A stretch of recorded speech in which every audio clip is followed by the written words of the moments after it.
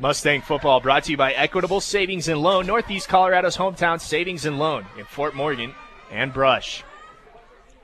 While the officials have tried to gather everybody. Kevin, you're familiar with the high school game. Why don't you explain to the listeners out there how the overtime period works? Well, to be honest with you, I'm guessing that it's like college, that you start with the ball on the 25. They'll toss the coin, decide whoever wins can choose to have the ball first or have the ball second. And the wisdom the wisdom out there is that you want to have the ball second so that you know what you have to do. That way you go on fourth instead of kicking a field goal. Oh, you start on the 10-yard line. I've been told by Eric Christensen, next booth over from us, high school is different. They start on the 10-yard line.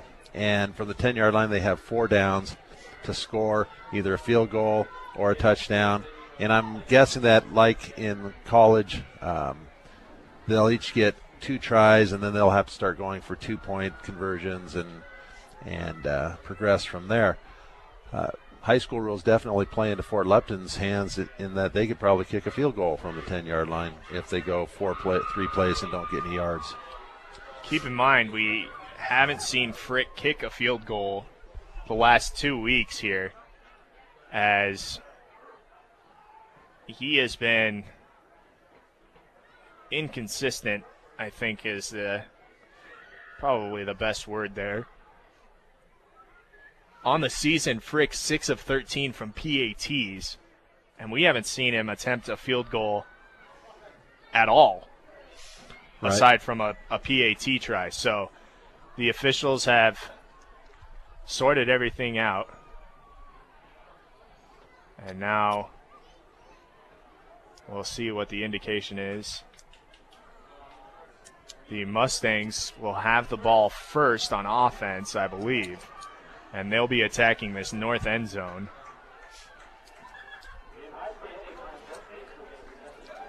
It's going to be interesting to see what strategy, you talk about Frick and not kicking any extra points even in the last 2 games. But every night at practice, he's practicing those. So if it comes down to it and they absolutely need it, he's going to be able to at least make the attempt. If they're 4th and 10 from the 10-yard line and they know Fort Lupton hasn't scored, that may be the option to try and end it with a 10-yard field goal. So Fort Morgan will start off taking the ball at the 10-yard line. Last week, Brush, just 10 miles down the road, had a similar situation. They went into overtime. They scored on their first, got the extra point, and I believe it was Eaton came down and scored and went for 2 to try and win on the road and didn't get the extra point. So a big backfield for Martins, who's under center. No time up on the clock. These are all untimed plays. Godo gets the ball on the first down play, scampers through the right side, and he will pick up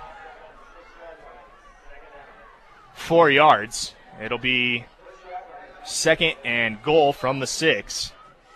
That's Godo's 15th carry of the night.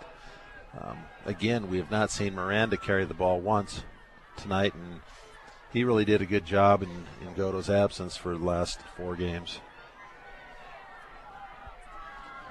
Miranda in the backfield with Godo. Martin's under center as a bunch formation. Godo gets the give, comes off to this near side, and he'll be brought down after getting the 5-yard line, down to the 4, and it'll bring up a 3rd down here in this overtime period, trying to break the deadlock of 22.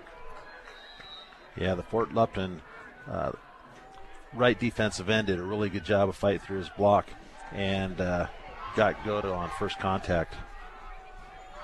Martins breaks the huddle.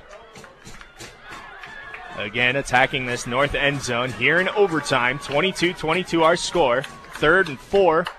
Godo again gets the give, follows his blockers, and he's in for the score! Matt Godo from 4 yards out makes the score 28-22. And now it's decision time for Harrison Chisholm And it looks like he's going to leave his offense out on the field and go for 2. I kind of like to see him go back to that swinging gait, although maybe he feels that Fort Lupton has scouted that out and knows how to defend that. 28-22. Pending the 2-point conversion, this is big here. Godo again gets the give, follows his blockers through the middle, and they have him marked just short. Oh, and a flag comes out late. That could be huge. Christian Mraz, I think, as we saw him limping on the sideline, he's found a way back into this game. He was on the ground, and some fireworks go off the opposite end zone. And some in the end zone where the extra point was tried. Oh, no. And unsportsmanlike against the Mustangs.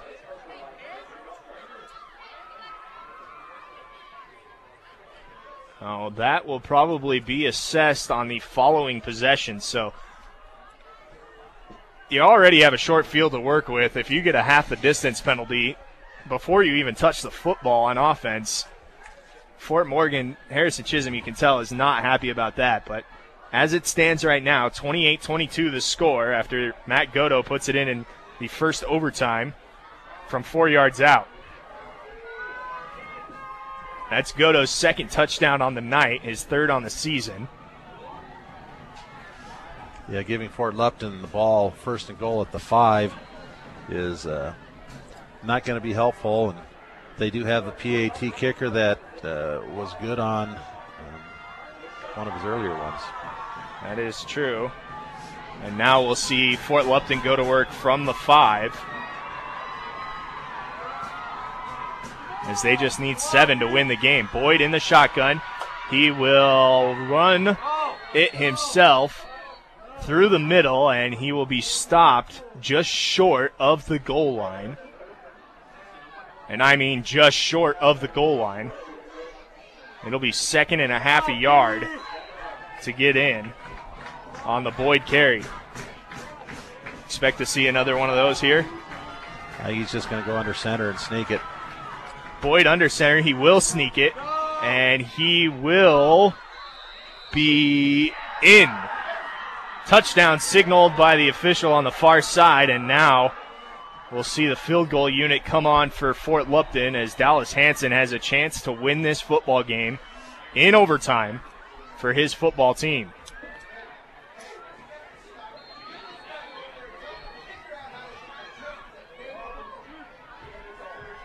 So Boyd with the 1-yard touchdown run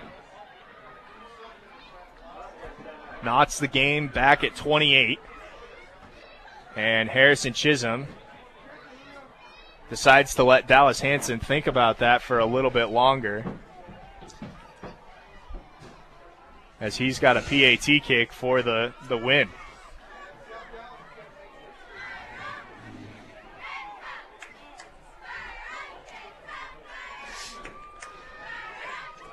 You know, the fans here are all standing up on the edge of trying to figure out what they can do to help their team somehow block this kick and go into second overtime. Well, this is it. Dallas Hansen, it bears mentioning, came into the game 6 of 9, made 1, so now he's 7 of 10. The Fort Lupton sideline, few as there are all linking arms. Snap, kick is up, and it is good. The Blue Devils win this one by 1, 29-28 to spoil Fort Morgan's homecoming. We'll take a quick break and come back and discuss this one here at Legion Field. You're listening to Mustang Football on B106 and B106.com.